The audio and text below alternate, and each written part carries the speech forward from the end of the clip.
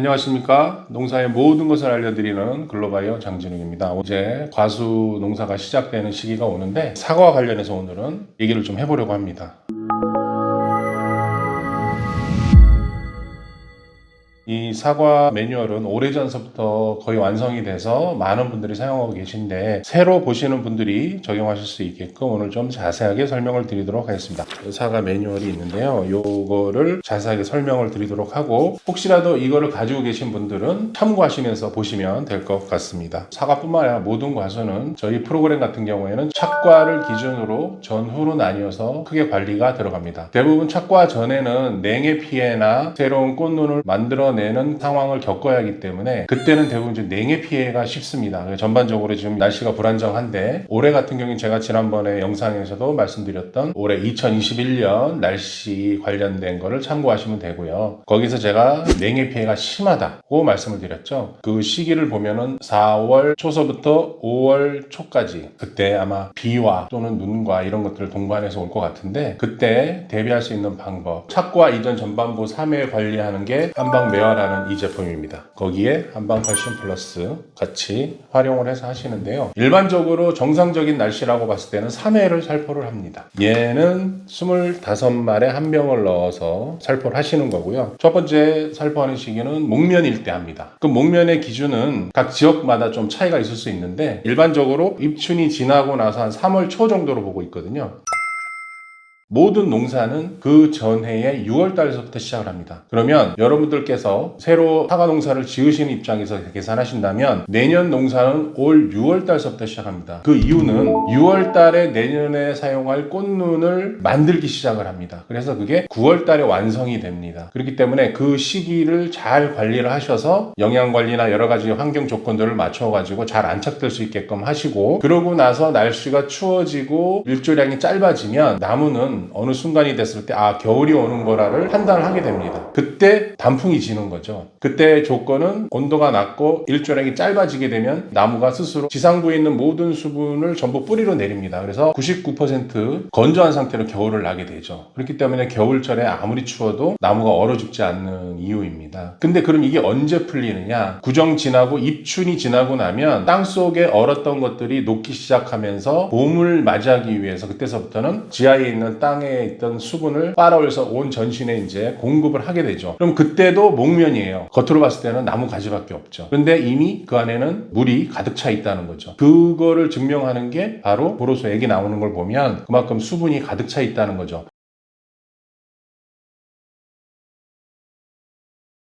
이럴 때 냉해가 오게 되면 또는 영하로 떨어지거나 하게 되면 얼면서 팽창이 세포가 파괴돼서 문제가 발생을 해서 냉해 피해가 발생을 하는 건데 그렇기 때문에 날씨를 잘 모니터하시면서 대책을 세우시면 될 것 같고요. 4월 초서부터 5월 초까지 그때 냉해가 좀 심하게 올 것 같습니다. 그때 꽃눈이 활동하는 시기인데 남쪽 지방 같은 경우에는 꽃이 피었을 수도 있겠죠. 그때 오히려 오면 더 큰 문제이기 때문에 일단은 지금 할 수 있는 거는 잘 매겨서 이놈들이 그걸 이겨낼 수 있게끔 관리해 주시는 방법밖에 없고요. 거기에 이제 이 두 제품을 활용을 하게 되면 상당히 도움을 받으실 수가 있습니다. 그래서 목면일 때 한번 치고요. 꽃눈이 부풀어 오를 때 한번 쳐줍니다. 그 다음에 개화 직전에 쳐줍니다. 그럼 이 매화라는 제품은 꽃눈을 강하게 하는 힘이 있거든요. 꼭지를 길게 빠져주고 그만큼 세력을 밀어넣어 준다는 얘기입니다. 그때 좋은 고품질의 한약재를 먹은 나무가 꼭지도 길게 빼고 꽃도 튼실하게 더 힘있게 피게끔 만드는 힘을 갖게 되는 거죠. 그렇기 때문에 꽃대가 길어지고 붉어지고 또 꽃이 잘 필 수 있는 환경이 되는 거죠. 그리고 냉해가 왔을 때도 견디는 힘이 높고요. 그러면 꽃눈이 부풀어 오른다라는 거는 세포 분열을 촉진이 된다는 얘기거든요. 그때 많은 에너지를 요하게 되는데 안타깝게도 작년 같은 경우에 꽃눈이 안정화되는 시기에 긴 장마로 인해서 어려움이 있었고 또 그 여파로 잎들이 다 떨어지면서 광합성을 해서 양분을 저장할 수 있는 기회를 많이 좀 줄었고 그러다 보니까 양분을 저장할 틈이 없었어요. 그래서 올해 꽃눈이 많이 힘이 들 때 위에서 살짝 당겨주고 뒤에서 밀어주는 주는 정도의 힘을 불어넣어주면 그나마도 안정화가 이루어질 것 같다는 생각을 해봅니다. 그때 연면살포를 해주셔야 되는데 그 들어가는 포인트는 세포 분열이 시작이 되는 그 시점에 많은 에너지를 필요할 때 넣어주시는 겁니다. 기본이 3번이고요. 이거는 어디까지 힘을 밀어넣어주는 개념이니까요. 그런데 만약에 3번을 다 쳤는데 일기예보를 보니까 갑자기 막 영하로 떨어진 날씨가 온다. 그러면 그 전에 쳐주셔야 됩니다. 횟수와 상관없이. 냉해가 끝날 때까지 예를 들어서 기본이 3회인데 이거는 좋은 환경일 때 얘기고 상황이 안 좋아서 계속 냉해가 심하게 온다 그러면 3일 전에 쳤어도 한번 쳐주시는 게 좋습니다. 그 양분으로 얘네들이 버티는 거거든요. 저희들이 지금으로서 할 수 있는 게 이게 가장 가성비가 높다라고 말씀드릴 수 있겠습니다. 그러고 나서 이제 개화가 되고 착화가 되면 한방 비대원을 사용하시게 됩니다. 이때도 역시 칼슘과 더불어 같이 사용을 해주셔야 되는데 얘는 살포하는 시기가 착화 후, 그 다음에 적과 끝난 다음에 한 번, 그 다음서부터는 약 한 2주 간격으로 연면 살포를 계속적으로 해주신다고 하면 얘네들이 그 에너지를 충분히 흡수해가지고 과를 생산을 해내게 되는데요. 이때 이 비대원을 살포할 때 가장 중요한 포인트는 수분이 충분할 때 주셔야 됩니다. 쉽게 얘기해서 전날 비가 왔다거나 아니면 너무 가물어서 내가 물을 공급을 해서 관수를 한 후에 그 다음에 연면살포를 해야 효과를 더 극대화시키실 수 있고요. 이것도 일반적으로 5회 정도를 하시면 된다라고 말씀을 드리는데 꼭 5회가 아니고요. 6회, 7회, 8회 하셔도 됩니다. 근데 확실한 건 준 만큼 효과를 내더라. 예를 들어서 5번 살포한 데와 8번 살포한 데는 차이가 많이 납니다. 그래서 한방 비대원은 비대를 시키면서도 당도나 여러 가지 것들을 올리고 결과적으로는 양분 관리를 잘 해줌으로써 나무가 스스로 뭔가 할 수 있는 힘을 돋아줘서 내년 꽃눈도 잘 맺고 하기 때문에 이게 가장 안정화된 방법이라고 말씀드리겠습니다. 그리고 이제 6월 말에는 내년 꽃눈을 맺는다 그랬잖아요. 6월 말에는 한방인, 한방뿌리 얘를 관주를 한 번 정도 해주시고 그 이후에 연면살포를 지속을 해 나간다면 안정화되는 데 도움이 많이 되실 거라고 생각을 하고 있습니다.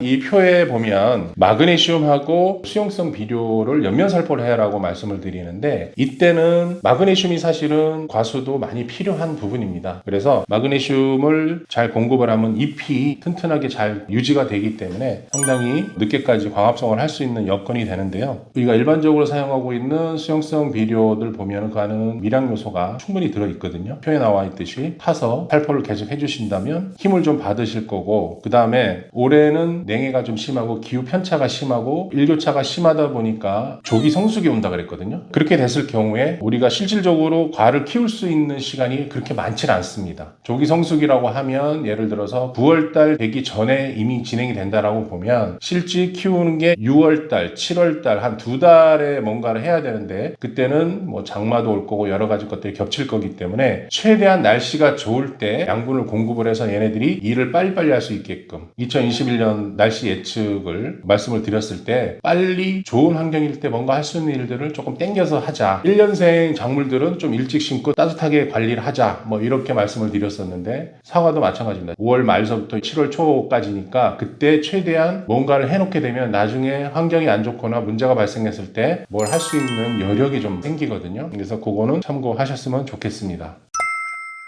자, 그 다음 뒷면을 보시면 주의점이 나와 있습니다. 상수 피해 지역은 꽃샘 추위가 오면 반드시 전날 냉해 피해 심한 지역 기준으로 적용을 해라. 여기 보시면 표에 나와 있거든요. 참고하시면 되고 강 알칼리제랑은 혼용을 금지하셔야 될 것 같고요. 농약하고는 혼용이 가능합니다. 그래서 자유롭게 쓰시면 되고요. 그 다음에 비 내린 후 수분이 충분할 때 비대원은 살포하셔야 충분한 효과를 보실 수가 있고요. 한낮 뜨거울 때는 살포를 하시면 안 됩니다. 아침 일찍 하시거나 오후에 살포하시는 것을 권장드리고 이 프로그램을 했을 경우에 기대되는 효과는 냉해 서리 피해를 예방하고 개화 촉진, 낙과 방지, 열과 방지, 그 다음에 꼭지가 길어지고 붉어진다. 일반적으로 보면 한 1cm 정도는 더 붉어진다라고 저희들이 통계가 나와 있고요. 그 다음에 브릭스가 1에서 2브릭스 정도는 올라간다. 컨디션에 따라서 좋은 환경이면 더 올라갈 거고요. 나쁜 환경이라 할지라도 일단 먹었을 때 맛없다는 아닌. 그 다음에 이제 해거리를 방지할 수가 있어요. 보통 이제 해거리라고 하면은 우리가 너무 욕심을 부려서 많이 달면서 그 다음에 먹을 것까지 다 빨아먹기 때문에 생기는 현상인데, 저희들이 평균적으로 한 10%는 더 달아도 해거리가 오지 않게끔 하기 때문에 20%까지도 수확량 가능한데, 우리 욕심 부리지 말고 10%만 더 하자. 10%만 더 증수가 되더라도 아마 1년 경비를 대체할 수 있을 정도의 자금이 여유가 좀 돌지 않을까라고 생각이 들고요.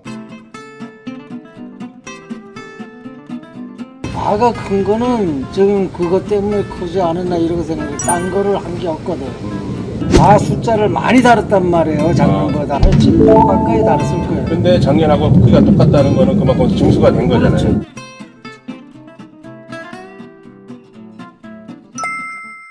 그 다음에 사과가 상부나 하부나 사이즈가 비슷하게 자랍니다. 이 얘기 뭐냐면, 상부가 원래 햇빛을 많이 받기 때문에 빨리 크거든요. 밑에는 좀 그늘지다 보니까 적고, 그런데 이거를 꾸준히 정성 들여서 살포를 하시게 되면 일정하게 됩니다. 그런 것들은 저희 유튜브 채널에 보시면 재생 목록에 과수만 다 모아놨거든요. 거기 보시게 되면 대부분 거기서 쓰신 분들이 말씀하시길 위나 아래나 비슷하다, 그 말씀을 하십니다. 30, 40과 70% 이상 수확. 근데 이제 밑거름 양과 이제 비례하니까 요거는 계산을 한번 하셔서 준비하시면 될 것 같습니다. 올해는 특히 노지 과수하시는 분들한테는 좀 힘든 한 해가 될 수 있습니다. 작년처럼 그렇게 심한 비가 오는 건 아닌데, 일교차나 날씨가 맑았다 갑자기 열대성 폭우가 내렸다가 이런 식으로 기후 변화가 심하기 때문에 노지, 특히 사과나무가 스트레스를 많이 받을 거라서요. 그런 것들을 평소에 영양관리나 좋은 효소들을 통해서 관리를 잘 하셔서 올해도 대박 나시기를 기원하겠습니다.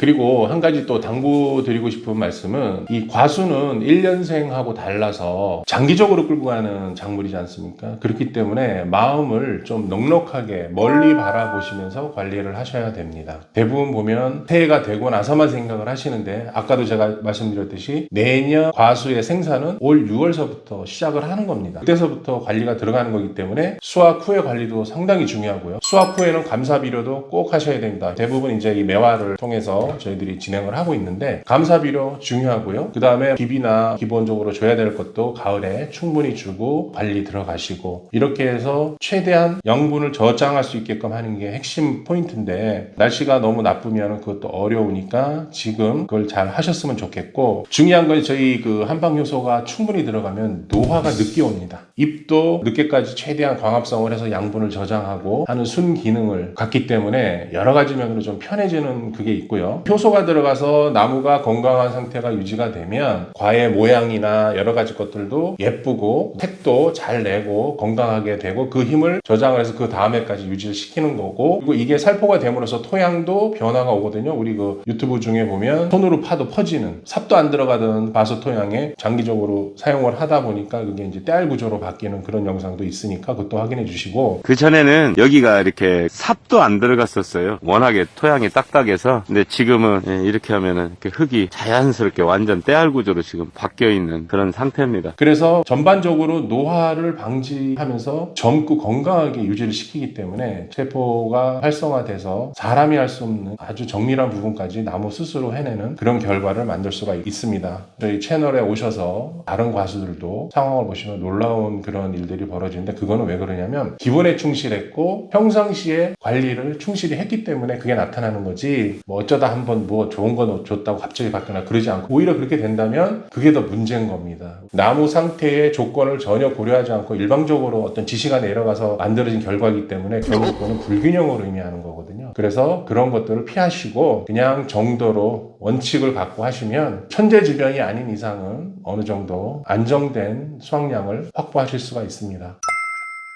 네, 다음 영상은 배를 가지고 한번 또 찾아뵙도록 하겠습니다. 그리고 언제든지 궁금하신 점이 있으시면 절대 부담 갖지 마시고 연락 주시면 되겠습니다. 감사합니다.